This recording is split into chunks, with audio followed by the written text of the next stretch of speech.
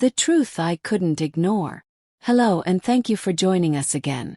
Today's story is one I never thought I'd tell, but I believe some truths are meant to be shared. My name is Marcus, and this is how I discovered the person I married wasn't the person I thought I knew, and how I chose peace over pain. The first time I saw Lena, she had just moved into the neighborhood with her family. I was 16. Their house was 2 doors down from ours. Our mothers hit it off almost immediately. Afternoon coffees turned into shared errands and weekend dinners.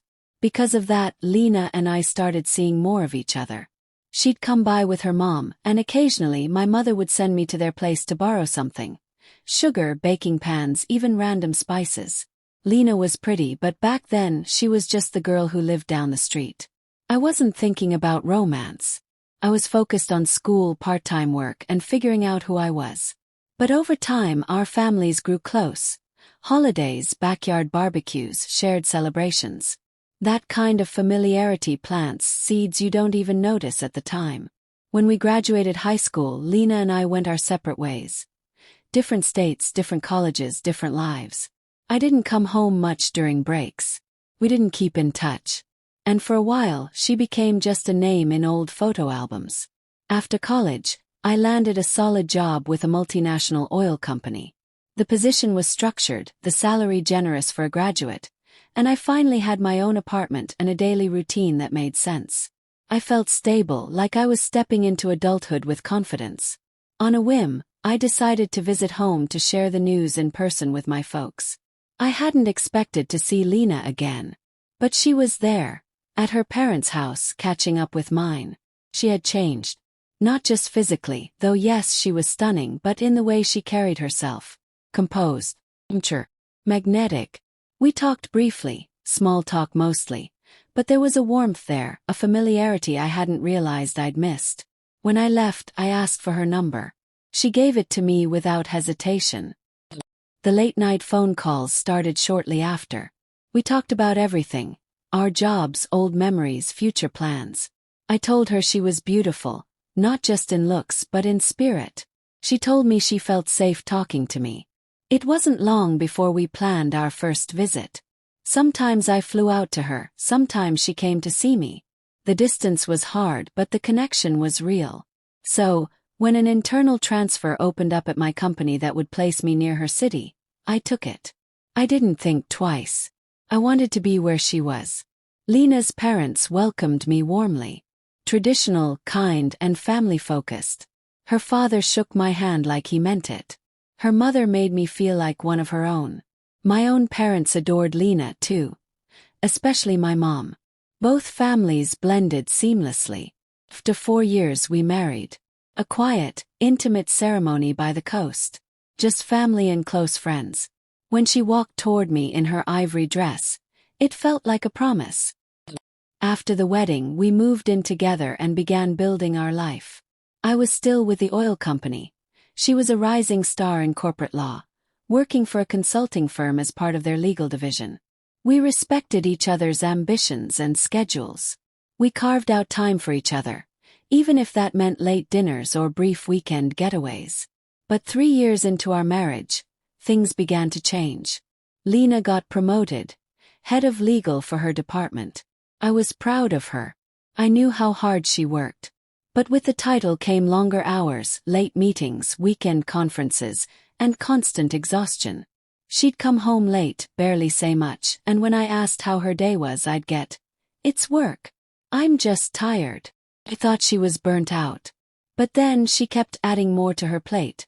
More committees, more travel, more side cases. I gently asked, "If it's too much, why don't you slow down?" Her response, "You wouldn't understand." And just like that, conversations started to feel like interrogations. She started flipping my questions back at me. "Why do you care so much? Do you not trust me?" And once she even asked, "What are you doing when I'm gone?" As if deflecting would erase my concern. That was the first real crack. She became attached to her phone. Not just protective, obsessive. It was never out of sight, always face down. She started stepping out of the room for calls. Plans became vague. Excuses became repetitive. My gut started screaming, even though my heart tried to quiet it. Eventually, I did what I never thought I'd do. I hired a private investigator. Took less than 3 weeks. The man Lena was cheating with. A senior executive from her firm. One she regularly traveled with. The investigator sent photos, videos, itineraries. Undeniable proof. I didn't scream. I didn't confront her that night. I just sat with the truth. Watching her walk through the door like nothing had happened, I realized how easily people lie when they're comfortable. 3 days later, she told me she had a legal seminar in another city. Friday through Sunday. I told her to be safe and said nothing more. That morning I hired a lawyer and filed for divorce. Quietly, efficiently, I scanned and uploaded all the evidence. I told the lawyer, have it ready by Monday. When she left, she kissed me on the cheek. Said she'd be back by Sunday. I nodded, knowing she wouldn't be coming back to me. After she drove off, I packed her things. Calmly, methodically. While sorting her drawer, I found her old smartwatch. Out of curiosity, I turned it on. It was still synced. Messages popped up. Dozens of them. Her and the executive. Texts about hotel bookings. Plans to meet. Messages where she told him she missed him. The kind of intimacy that should have been reserved for me. I loaded her boxes into my car and drove to her parents' house. They were surprised to see me. Her mother asked softly, Marcus, is something wrong? I didn't answer. I just unloaded her things. Box by box. Bag by bag. Then I asked them to come inside. I synced the watch to their living room TV. The messages appeared. One by one. Lena's affair laid bare. Her mother began crying.